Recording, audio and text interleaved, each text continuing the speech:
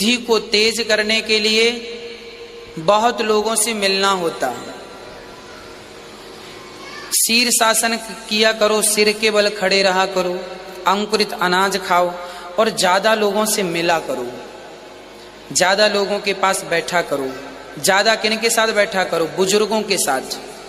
मैं अपनी बात बताऊं, मैं कभी बच्चों की संगत नहीं किया। मैं अपनी बराबरी वाले लोगों के पास, जब मैं गांव में था, जब मैं गैया चराता था, तब भी मैं अपनी उम्र के लोगों के साथ नहीं बैठता था, बैठे ही नहीं मैं कभी।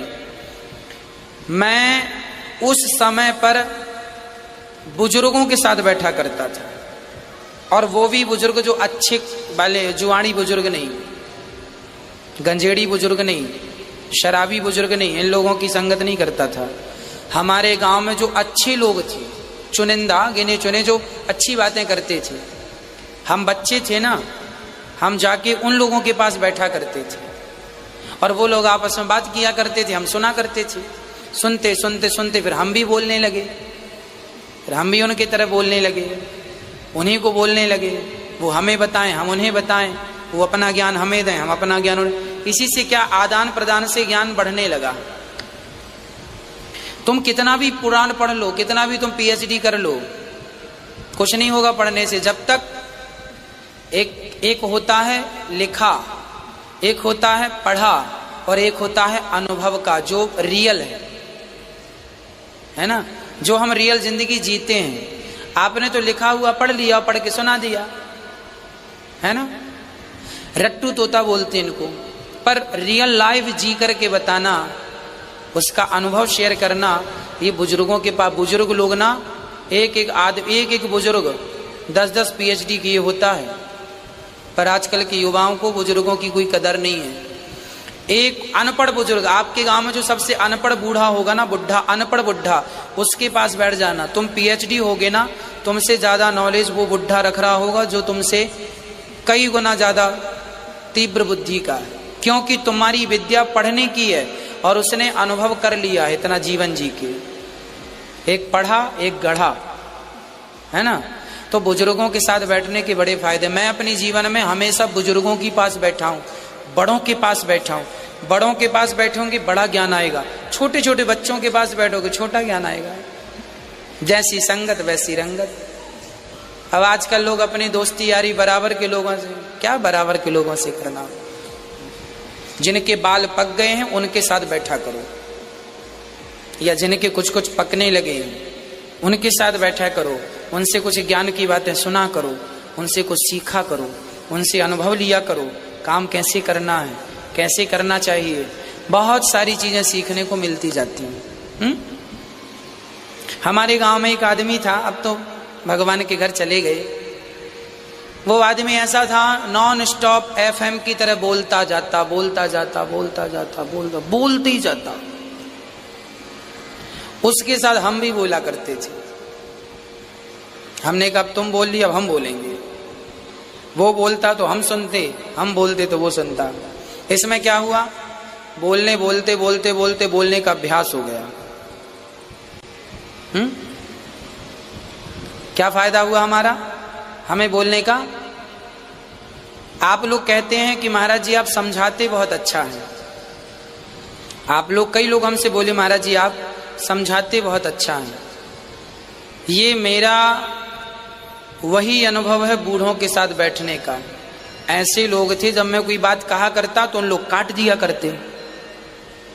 जब मैं कोई भी बात किया करता ना उनसे, गांव के लोगों से शास्त्रों की बात, तो वो काट दिया कर, अरे तुम तो क्या पढ़े हो, ये गलत बोल रहे हो। अच्छा, फिर मैं फिर से पढ़ता कि ऐसा तो नहीं कि मैं गलत हूं। फिर मैं फिर से पढ़ता, फिर मैं जाके बोलूं गांव वालों से, सुनो यहाँ देखो ऐसा लिखा है, ये बात ऐसी है। दूसरा है, फिर काट दे उस बात को, बोले नहीं गलत बोल रहे हो। अब हम समझ गए कि इन्हें समझाना कैसे है। फिर हम उस बात को उन्हें समझाकर बताए। कोई बात आप समझाकर, आजकल ना जैसे बच्चा अपनी माँ से कहना कुछ चाहता है, पर जो वो कहना चाह रहा है ना, वो समझा नहीं पा रहा अपनी माँ को कि वो क्या कहना चाह रहा है। कई बार आप अपने पति को कुछ कहना चाहती हैं पर आप समझा नहीं पाती हैं अपने पति को आप कहना क्या चाह रही हैं। आप कहना जो चाह रही हैं वो आपके माइंड में तो है पर आप एक्सप्लेन नहीं कर पा रही हैं, उसको प्रेजेंट नहीं कर पा रहे हैं, उसको बोल नहीं पा रहे हैं। कैसे इसको समझाएं कि समझ में आ जाए। बस वही एक जीवन की शैली है। जब आप अपनी बात सामने वाले को समझा देंगे तो आप कामयाब हो जाएंगे, और आप समझा ना पाए तो आप कामयाब नहीं हो पाएंगे। इसीलिए पत्नी को चाहिए कि वो अपने पति को अपनी बात समझा दे, पति को चाहिए कि वो अपनी बात पत्नी को समझा दे, बेटे को चाहिए वो अपनी बात पिता को समझा दे, पिता को चाहिए कि वो अपनी बात बेटे को समझा दे। मतलब जो भी बातें हो ना स्पष्ट हो, जैसे बोलते हैं स्पष्टवादी, संदेह नहीं, संशयात्मा विनश्यति, संशय नहीं हो, स्पष्ट बातें हो। आप जब स्पष्टवादी हो जाएंगे आप सफल हो जाएंगे। अब हम कई बार सामान्य बातें हैं, हमने आपसे कहा कि भाई हमें भोजन करना है, हमने आपसे कहा भोजन करना।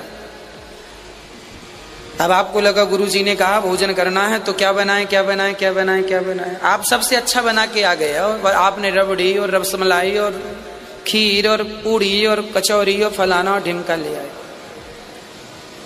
गुरुजी खाइए। गुरुजी ने कहा रे हम ये थोड़ी खाते हैं रबड़ी रसमलाई कचौरी। अरे गुरुजी आप क्या खाते हैं? अरे हम तो सिंपल दाल रोटी खाते हैं। तो गुरुजी आपने कहा नहीं है। हाँ हमने कहा तो था खाएंगे भोजन करेंगे। देखो हमने कह दिया भोजन करेंगे आपके यहाँ, आपने भी सुन लिया पर स्पष्ट नहीं था ये। क्या ये बात स्पष्ट थी?